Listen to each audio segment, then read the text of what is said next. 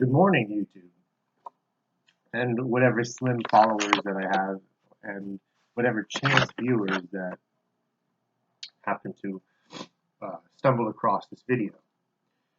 Today, I'm going to be providing a commentary on an essay written by Uri Yosef, PhD, of the Messiah Truth Project. Now, this essay apparently it's copywritten from the years 2001 to 2010. It's a very poorly written essay, must be honest, and it is named the Anti-Jewish New Testament, which I think I'm going to take liberty to rename this as the attack on the New Testament, because what is included in this essay are a series of gross misrepresentations and blatant bias and anti-Christian sentiment, and misrepresentations of the information found in the New Testament. I want to read first a brief passage from the book of Leviticus, chapter 26, verse 36. And upon them that are left alive of you, I will send a faintness into their hearts in the lands of their enemies, and the sound of a shaken leaf shall chase them, and they shall flee as fleeing from a sword, and they shall fall when none pursueth. And they shall fall one upon another, as it were before a sword, when none pursueth. And ye shall have no power to stand before your enemies. And ye shall perish among the heathen, and the land of your enemies shall eat you up. Basically, this is talking about the massive plight of paranoia, which assists in the destruction of a person. So not only if someone's being persecuted, but if they're not being persecuted and they think that everything around them is an example of a persecution, it's going to drive them insane. It's going to whittle away at your mind, at your sanity. It's going to make you that much more fragile. In this essay, and I'm going to start reading through it soon.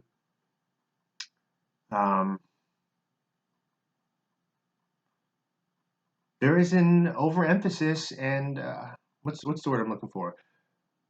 There's a self-centered nature of this essay, which is not surprising because they're talking about anti-Jewish. And as I've said before, the so-called religion of Judaism is a self-centered religion. It's not about Jehovah or Yahweh, however you want to pronounce the name. It's not about God because the name of their religion has nothing to do with the thing that they're worshiping. Actually, it does, because the thing that they're worshiping is their own flesh, the fleshly line of Judah, the son of the patriarch of the descendant from Israel being Jacob, the patriarch of Judah.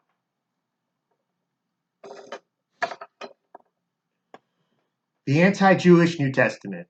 A few notes on the irony of this very title. Just about every single author of every single book in the New Testament was Jewish.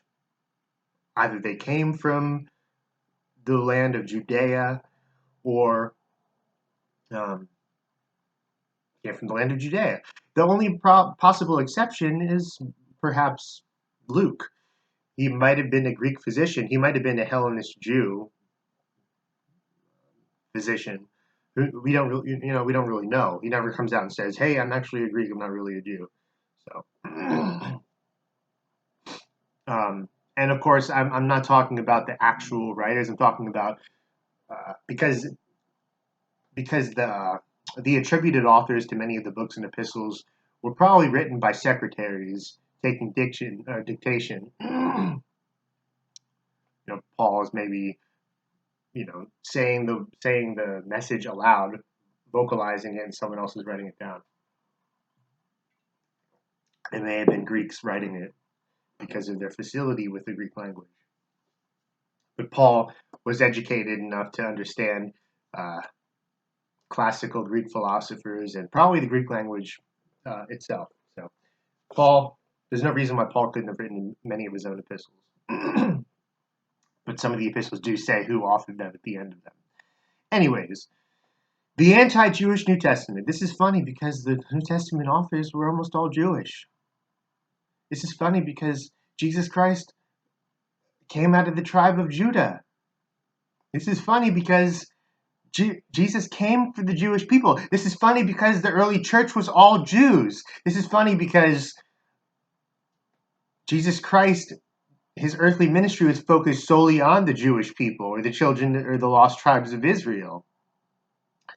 So the anti-Jewish New Testament is a very stupid name for this essay. It should be called The Attack on the New Testament because that's what it is. Let's get into it. Section 1, Introduction. Jewish people who have read the New Testament throughout the history of Christianity became well aware of the numerous passages of vicious and defamatory anti-Jewish polemic in it. On the other hand, Christians in general have been insensitive to the offensive nature of these texts and to the damage that their usage has done to the Jewish people throughout the Common Era. How about the early Christian church when the Jews were persecuting Christians and reporting their worship to the Roman authorities and getting Christians massacred en masse? You see, Judaism was a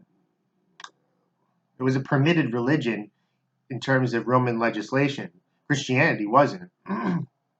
So the Jews took advantage of this, and this is what's happening in the book of Revelation.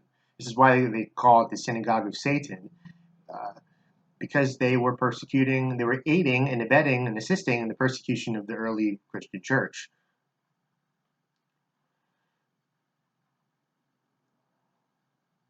And as far as anti-Jewish polemic within it, the Old Testament has put plenty of examples of anti-Jewish polemic because the Jews are not God.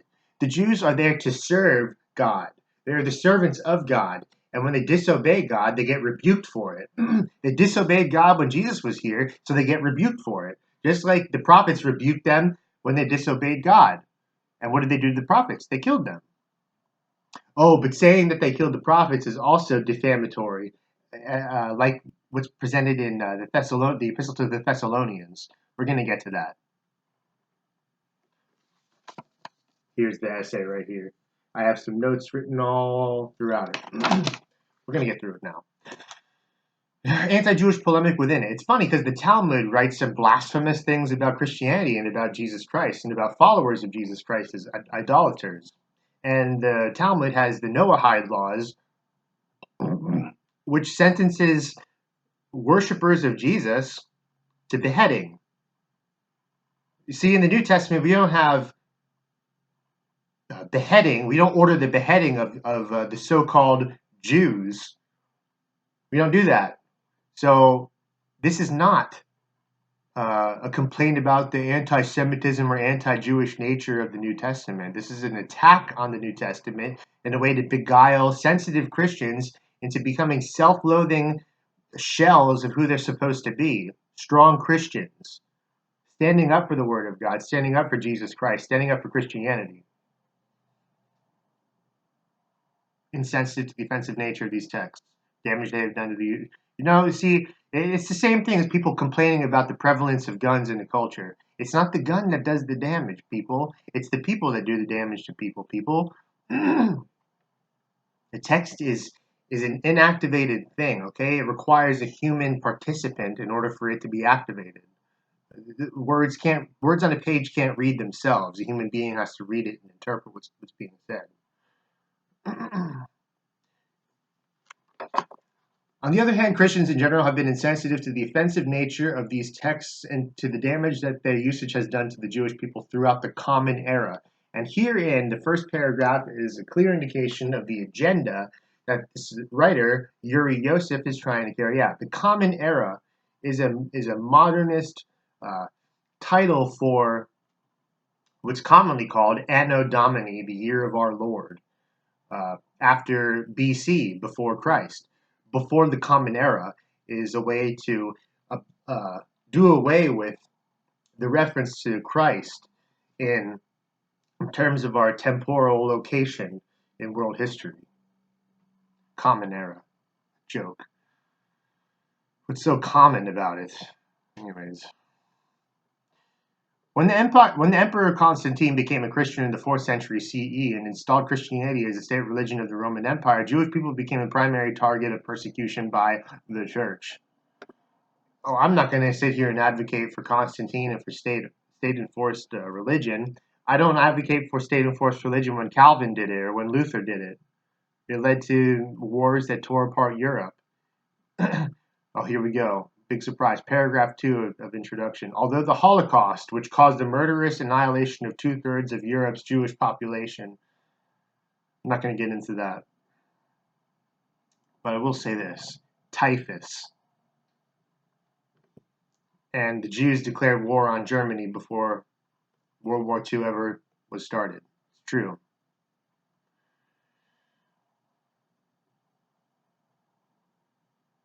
Was in some ways different, the Holocaust, from previous historical acts of mass persecution and genocide of the Jewish people. There was never any genocide of the Jewish people carried out. And Israel has direct links to the Nazi Party, the origins of Israel. That's for another video. It's shared by the motives of its persecutors, the Crusades and Inquisitions, and many of the pogroms and expulsions. Each of these events was fueled by anti-Semitism. This is a complete lie. See, the Inquisition and the Crusades were started. Well, the Crusades were started because the Muslim invaders were conquering cities that were previously Christian cities, and the Crusades were missions to reverse those conquests, to reclaim those lands for Christendom. And some of them were successful. Some of the missions were successful. And of course, on the way to the target cities, some of the participants got out of hand and did carry out some murder and some destruction of Jews and Jewish property. That wasn't the point of the mission in the first place. That wasn't the goal. That wasn't the inception point of the crusade. For this author to misrepresent the mission of the crusade is dishonest. It's academically dishonest. It's historically dishonest. It's reconstruction of history, which is not surprising. Move on. The hatred of Jewish people was aimed at their murder and plunder. It wasn't aimed, as I said before, it wasn't aimed at their murder and plunder. Their murder and plunder was a byproduct of the mission.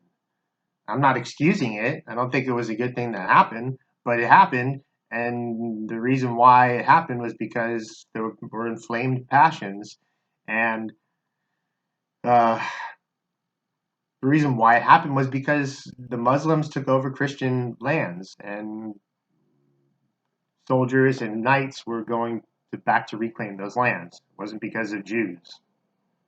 As said in Leviticus, you have this, propensity to be paranoid and run away at the sound of a shaking leaf, and this is what this author is clearly showing. The Holocaust distinguished itself from the other events. This is ridiculous. You always hear about the Holocaust. You don't hear about the Armenian genocide. You don't hear about the millions of Christians that were destroyed in China, Soviet Union, Cambodia, Vietnam, because of the ridiculous philosophy of Marxist communism. And Jews played an overrepresented part in those political movements. The scourge on humanity. Of course, to say that is anti-Semitism in and of itself. Whatever.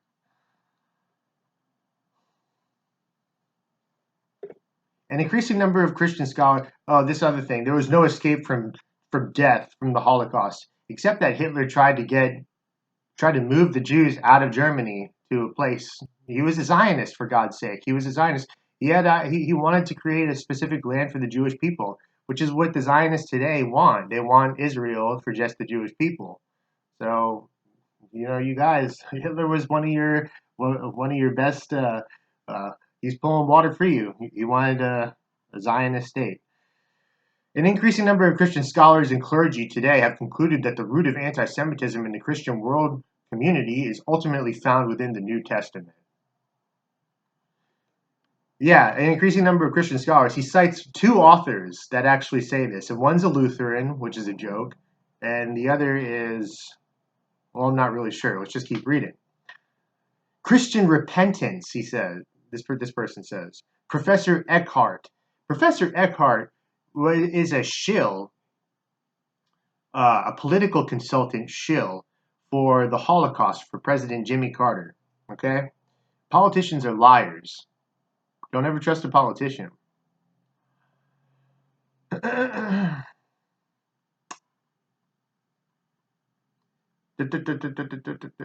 Professor Eckhart is trying to convey that using the New Testament as its authoritative force, the church has stereotyped the Jewish people as an icon of unredeemed humanity. They became an image of a blind, stubborn, carnal, and perverse people. Okay. What does the New Testament say about being blind? In Isaiah 9:17,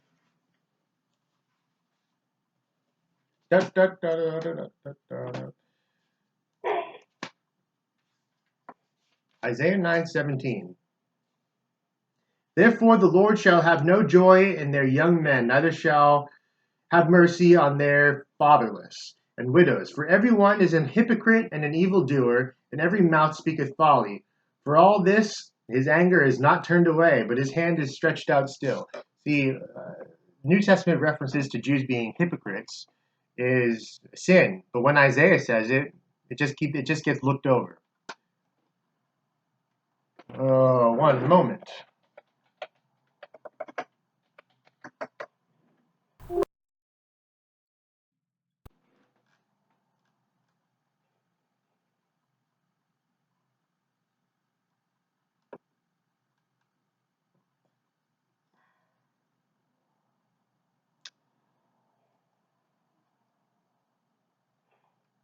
Isaiah 42:18. Hear ye deaf, and look, ye blind, that ye may see.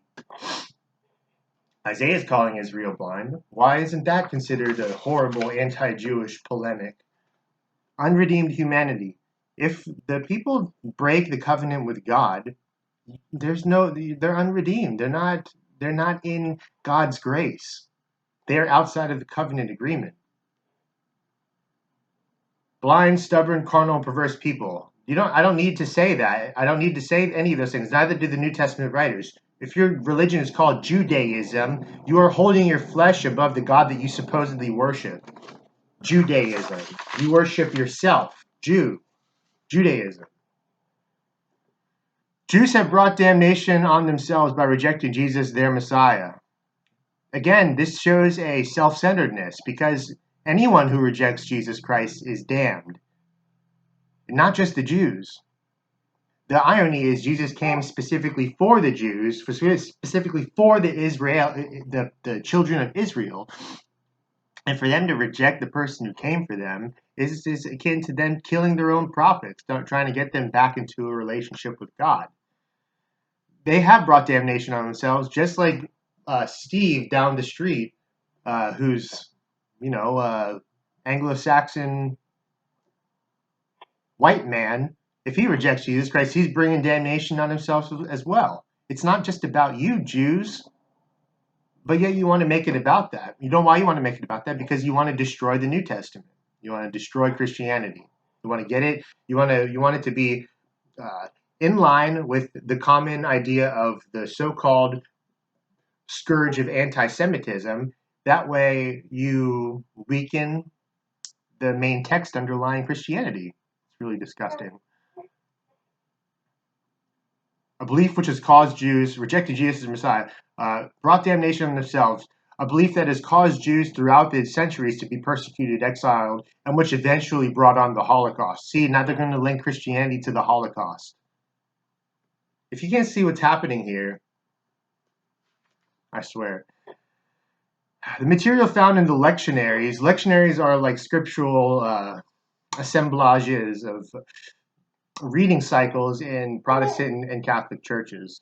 Please excuse the sounds of grunting. This is my baby monitor. My newborn is in the next room. Family lectionaries is, of course, only the tip of the iceberg, but it suffices to demonstrate the plausibility of the assertion that the anti-Semitism among Christians is rooted in the New Testament. The definition of anti-Semitism is not defined at all. It's not found in this essay at all. It's just presumed to be a concept that's understood. Problem is, Semitism, Semite, refers to anyone of the Middle East. Arabs are more Semitic than the blue-eyed, white-skinned Jews that live in Israel today. Section 2, anti-Jewish polemic in the New Testament. A Lutheran pastor, Norman A. Beck. Here we go. He's identified the specific texts that are the most problematic, offensive passages in the New Testament and indicates the instances, blah, blah, blah, blah, blah. The Gospel of Matthew, 90 verses of defamatory anti-Jewish polemic. Okay, Matthew's name was Levi. Matthew was a Jew, for one.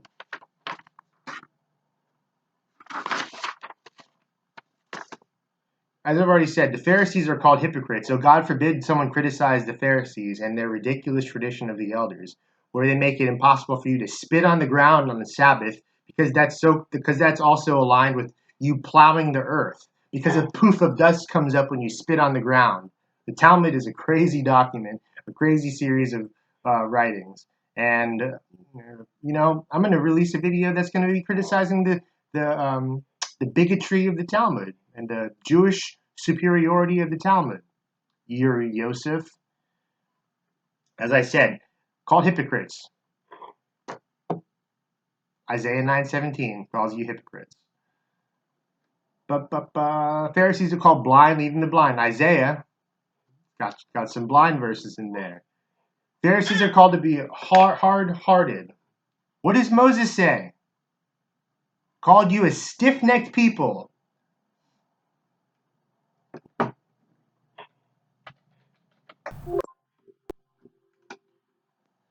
Deuteronomy 31:27, for I know thy rebellion and thy stiff neck. Behold, while I am yet alive with you this day, ye have been rebellious against the Lord. And how much more after my death? And what happens in the Old Testament? Israel gets taken away by the Assyrians. The southern kingdom gets taken away by Babylon. Why? Because they disobeyed the Lord, because they sacrificed their children unto other gods, because they violated the commandments. There are consequences to actions, and for the New Testament writers to point out the same thing that the Old Testament writers did is nothing. It doesn't mean anything. It's a continuation of the narrative found in the Old Testament, and that's why it is harmonious with the Old Testament of the Bible. And for you to reject the New Testament is for you to reject God.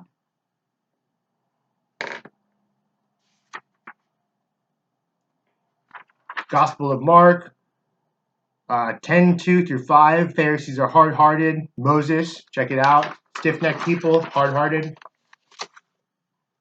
Ruler of the synagogue is condemned as a hypocrite. Isaiah 33:14.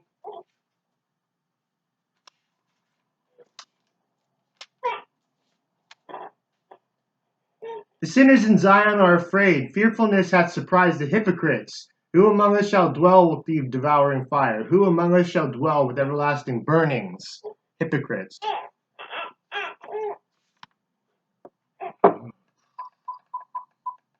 The Jews are said to have persecuted Jesus and want to kill him. The Talmud says that they stoned Jesus, or Ben Pantera, stoned the son of the Roman centurion. They blasphemed the Messiah, and they say that they killed Jesus. Why is it an anti-Jewish polemic for the New Testament to say exactly what the Talmud says, except the truth? Talmud says they stoned Jesus. What they really did was got him crucified by the Romans. Jesus said to have picked up stones to throw at Jesus. The Talmud says that they stoned Jesus. It says that the most Jews love the praise of men more than of God. Their name is Judaism.